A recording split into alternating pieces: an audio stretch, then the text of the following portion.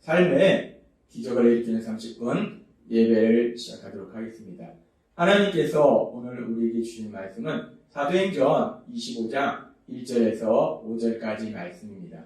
이 말씀 제가 봉독하도록 하겠습니다. 베스도가 부임한 지 3일 후에 가이사랴에서 예루살렘으로 올라가니 대제사장들과 유대인 중 높은 사람들이 바울을 고소할세. 베스도의 호의로 바울을 예루살렘으로 옮기기를 청하니 이는 길에 매복하였다가 그를 죽이고자 함이로라. 베스도가 대답하여 바울이 가이사랴에 부유된 것과 자기도 멀지 않아 떠나갈 것을 말하고 또 이르되 너희 중 유력한 자들은 나와 함께 내려가서 그 사람에게 만일 옳지 아니한 일이 있거든 고발하라 하니라. 아멘. 오늘도 이 시간 하나님께서 우리에게 주신 말씀을 듣기 전에 잠시 기도하는 시간 갖도록 하겠습니다.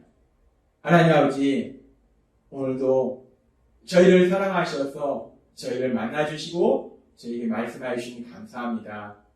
하나님 아버지, 오늘도 하나님이 주신 말씀을 통해서 늘 저희와 함께 하시고 저희의 삶을 지켜보시고 저희를 지켜 보호하시고 저희를 사랑하신 하나님, 그 하나님의 놀라우신 사랑을 다시 한번 기억하게 하시고 그 하나님을 믿음으로 인해서 담대하게 세상을 살아가는 저희가 될 수 있도록 은혜 베풀어 주옵소서. 예수님의 이름으로 감사하며 기도드리옵나이다. 아멘. 오늘 우리가 읽은 사도행전 25장 1절과 2절은 이렇게 말씀합니다. 베스도가 부임한 지 3일 후에 가이사랴에서 예루살렘으로 올라가니 대제사장들과 유대인 중 높은 사람들이 바울을 고소할세라고 말합니다. 베스도가 벨릭스의 후임으로 이제 유대를 다스리는 총독으로 가이사랴 지역에 왔습니다. 그렇게 가이사랴 지역에 온 베스도가 이제 3일 후에 부임한 지 3일 후에 예루살렘으로 옵니다. 왜 베스도가 가이사랴에서 예루살렘으로 왔을까? 우리는 그 이유에 대해서 성경은 말씀하고 있지 않기 때문에 정확하게 알 수는 없지만 이 베스도는 유대를 다스리는 총독으로 왔는데 이 예루살렘에 유대인들의 지도자들이 있다는 거예요. 그래서 베스도가 이제 유대를 다스리게 되었기 때문에 이 유대인들의 지도자들을 만나기 위해서 예루살렘에 왔을 것입니다. 그래서 지금 베스도가 예루살렘에 와서 유대인들의 지도자를 만났어요. 그러니까 대제사장들도 만나고 유대인 중 높은 사람들을 만났어요. 그런데 그렇게 베스도가 유대인의 지도자들, 대제사장들과 유대인 중 높은 사람들을 만났을 때 오늘 말씀에 보니까 그들이 베스도를 만나서 한 것이 무엇인가? 그들이 우리가 이제 새로운 총독을 맞이했으니 우리에게 이러이러한 것을 해주세요. 아니면 이렇게 살았으면 좋겠습니다. 그런 것을 얘기했겠죠. 그런데 그런 과정 속에서 아주 중요한 것을 얘기하는데 바울을 고소하더라는 거예요. 바울이라는 사람이 있는데 이 사람은 죄인이다 라고 고소하더라는 겁니다. 사도행전 24장 22절과 27절은 이렇게 말씀합니다.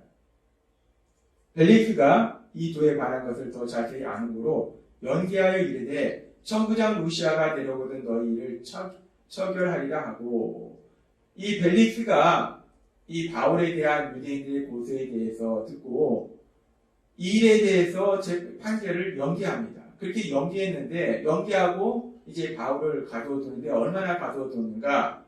24장 27절에 보니까 이태가 지난 후 보르기오 베스도가 벨릭스의 소임을 이어받으니 벨릭스가 유대인의 마음을 얻고자 하여 바울을 후려했습니다 라고 얘기합니다.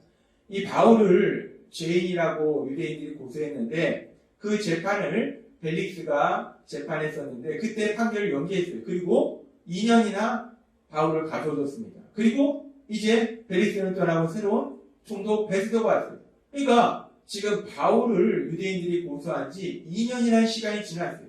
그렇게 2년이라는 시간이 지났는데 그런데 새로운 총독이 오자마자 이 유대인들의 지도자들이 한 일이 무엇인가? 그 바울을 고소하더라는 거예요. 자, 끈질깁니다. 집요합니다. 이 악한 자들의 끈질기고 집요한 그런 모습을 우리가 볼 수 있어요.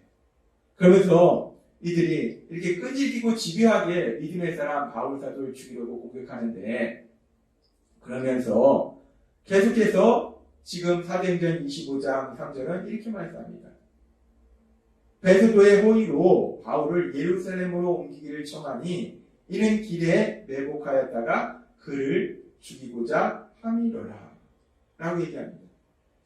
이들은 이 총독 베스도가 이제 유대 땅에 부임한 지 얼마 되지 않아서 이 유대의 상황들, 또 바울의 상황들, 그 모든 것을 잘 알지 못하기 때문에 그런 상황을 이용해서 총독에게 이 가이사랴에 구류되어 있는 그 바울을 예루살렘으로 데리고 와서 재판을 하자, 그렇게 하도록 해달라라고 요구를 합니다.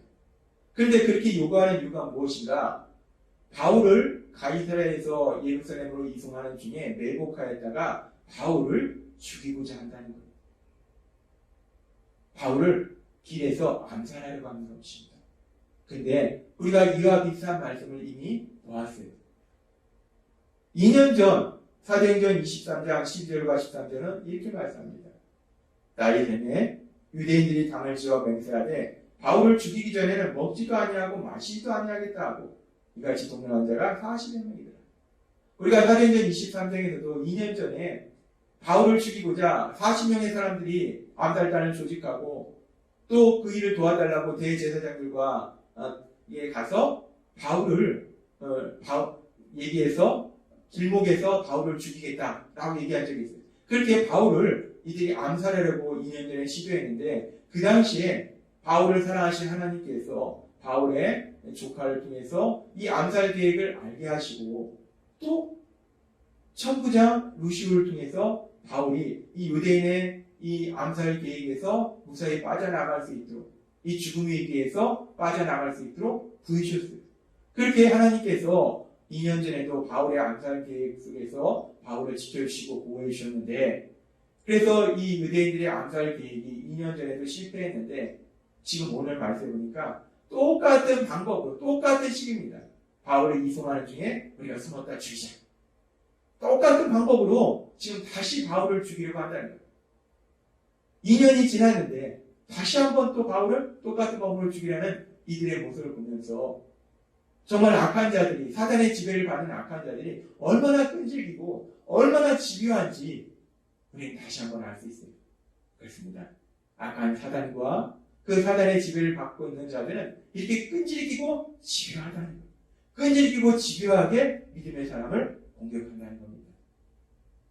그렇게 2년이라는 세월이 지났음에도 불구하고 포기하지 않고 끈질기고 집요하게 바울을 죽이려고 이렇게 유대인들이, 악한 자들이 공격하는데, 시도하는데, 그런데 계속되는 사도행전 25장 4절과 5절은 이렇게 말씀합니다. 베드로가 대답하여 바울이 가이사랴에 구류된 것과 자기도 멀지 않아 떠날 것을 말하고 또 이르되 너희 중 유력한 자들은 나와 함께 내려가서 그 사람에게 만일 옳지 아니한 일이 있거든 고발하라 하니라 라고 얘기합니다. 이 새로 부임한 총독 베스도는 사실 이 모든 상황을 정확하게 알지 못합니다. 어떤 상황이 있는지 알지 못해요.